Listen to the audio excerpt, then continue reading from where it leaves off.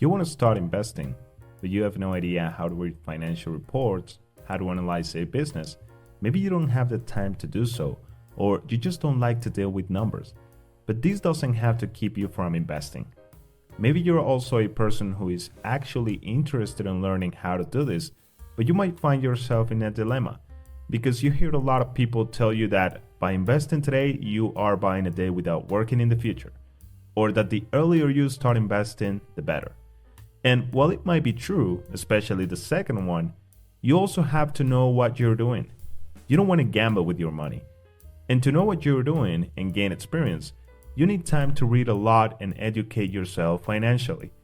But time will pass and you also want to start investing early. Well, today, I want to show you an investing strategy that would work with any of both scenarios.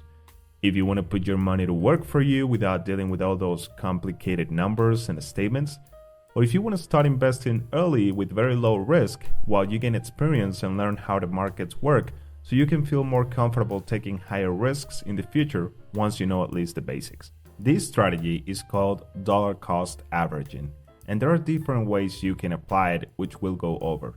But there is a very easy one that could help you invest and skip all that analysis that investing usually involves, in case you're not really interested in getting into it, and still put your money in low risk assets that could give you good returns, especially in the long term. Now, before getting into it, I'm legally required to mention that this isn't investing advice. Investing involves risks, and past performance is not indicative of future results. So let's begin. What is dollar cost averaging? This is a strategy in which you commit to invest a certain amount of money in specific periods regardless of the security's price. It basically works like installments that you invest in regular, specific intervals, so your invested capital gets bigger and bigger over time, and so will your potential returns. If you earn $2,000 a month, for example, as after-tax income, you can set aside, say, 10% of that, so you will be investing $200 a month on a specific day of the month every single month. After a year, not considering any gains that you might have accumulated, you would have invested $2,400 on equities like stocks that could protect the value of your money against inflation. Now, you might be wondering, where do I put my money? In which company am I supposed to invest? And this is where you can apply this strategy with different approaches. I'm going to summarize them in two different ways. But if you find yourself in any of the groups that I mentioned at the beginning, like someone who wants to invest but is either not interested in going through reports and analysis, or someone who just wants to start but still has no experience to analyze stocks, I would suggest you do it the second way. Still, I recommend you to see both ways in case you feel like taking higher risks and therefore higher possible returns in the future. The first and riskier way to apply this is by investing in individual securities like stocks. These stocks ideally should be very volatile, meaning their price fluctuates a lot, unlike other stocks that are more stable. The reason you want them to be volatile is because investors want to take advantage of possibly buying when the price is low, so they are able to buy more shares with the same amount of capital. It would not make sense to apply this strategy with assets that are constantly going up, because every time you buy, you usually be buying less shares than the previous time. But also keep in mind that since they are applying dollar cost average, they just invest regardless of how the price looks, with the hope that at the end, they could actually buy a higher amount of shares than they would have if they had otherwise invested all at once. If you are confused, no worries. This example will make it a lot easier to understand. Suppose an investor wants to buy shares on Company X, which has been very volatile lately. He has $1,000 and the stock trades at $100 today. He has two options. He can invest the entire $1,000 at once, which is known as a lump sum, and buy 10 shares, or he can choose to invest over a period of time, let's say 8 months, on the 17th of each month, and split those $1,000 into 125 installments, so he's basically investing the same $1,000 but over an extended period of time. Now, why would he choose to do this? Well, here's the two things that could happen, the good side and the bad side. The good side, or what he's after by doing this, is that he's hoping that every 17th of each month, he's able to buy the stock on these areas where it's trading at a low price. Ideally, in this case, below or at $100, which is what he would have purchased them if he had instead invested all at once. So, say he starts in January, and he will make the last payment in August. In January, he bought the shares at $100.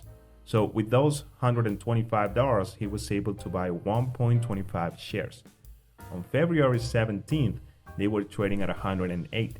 So he bought 1.15 shares. The month after, they traded at $92.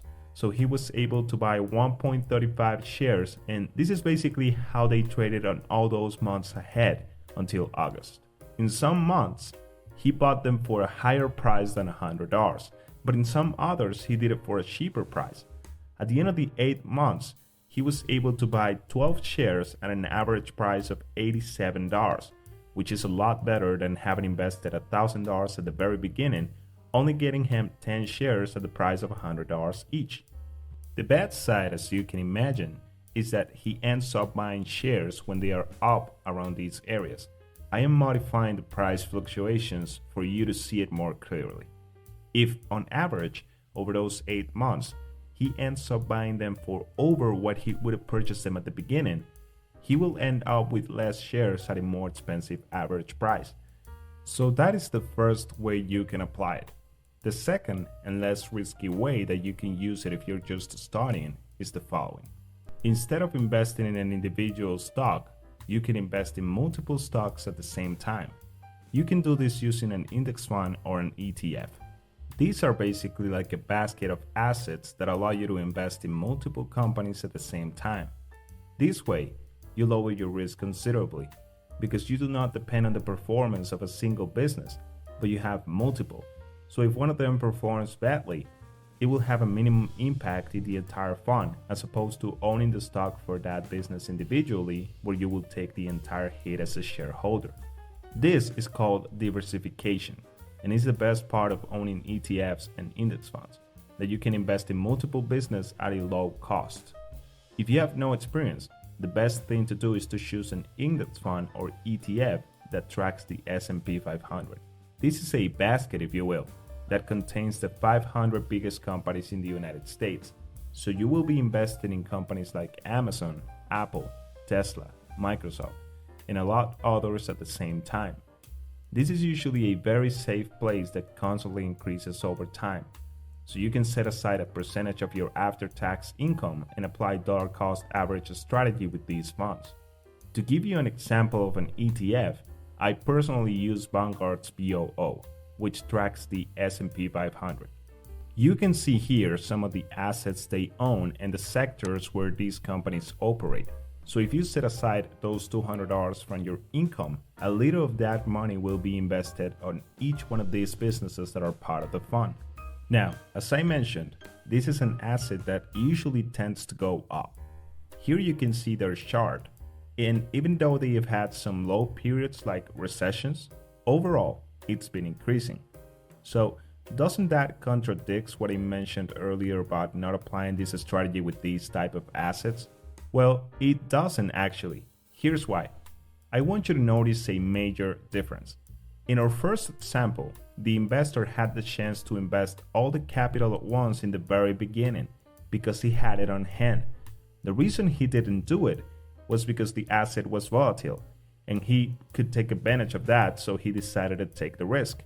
In this scenario, we are investing what we can afford to set aside all at once, so technically we're doing lump sum investments every month. Sure, you will most likely be investing in fewer shares if you maintain the same installment amount over time with these type of assets. But that is why, even though this is an asset that constantly goes up, it still makes sense to dollar cost average. What would make no sense in this case and in normal market conditions where the S&P 500 increases slowly is to have those $200 on hand and make installments with that in this fund. It is more logical to do a lump sum, meaning invest it all at once if you have it on hand.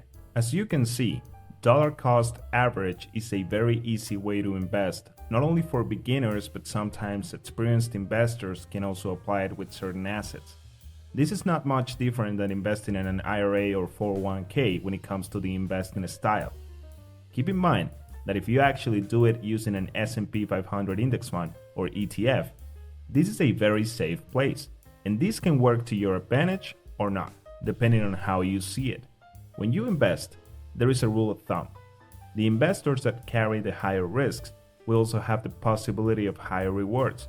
So in most scenarios, your returns can be much lower in the long term than those investors that used other investing approaches involving higher risks. If you want to learn more about investing and feel like taking more risks, make sure you're backed up with knowledge. As Warren Buffett says, risk comes from not knowing what you're doing. I invite you to watch the other videos in the channel if you're interested in learning more about finance and investing. I thank you so much for watching the video and hope this information was valuable to you. Don't forget to subscribe and hit the like button if you enjoyed this video. See ya!